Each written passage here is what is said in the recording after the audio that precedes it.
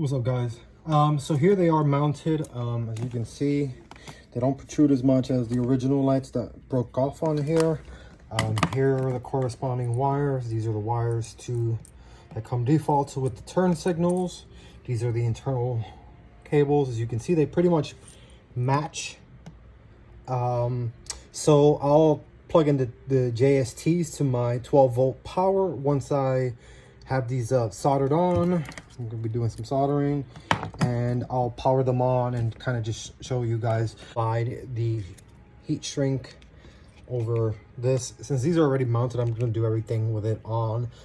This guarantees waterproofing, and also that, you know, if the cables start grinding against any of the metals, you have an additional layer of protection. All right, since we don't have any power on the scooter yet, because of the battery and the controller issue, I'm going to be trying this because these lights are 12 volts. I'm going to be trying it with the talent cell pack and male JST connectors, as the connectors for this are JST females. I will not be testing the blinking functionality, just checking the wiring. I have not connected the data cables yet. And there we are. Now we just have to finish soldering these up and doing the shrink wrap and tucking the wires back into place. All right, so I have gone ahead and soldered these points. I have wrapped them up in electrical tape.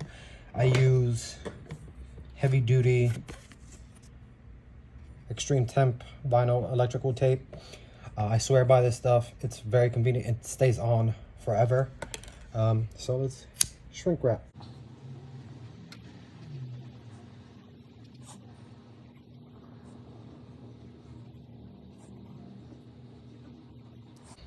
Give it a second to cool off. Start molding a little bit.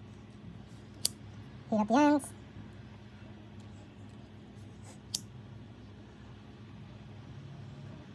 You do that, you keep doing that little by little until you seal the ends and make it nice and snug like a pug in a rug.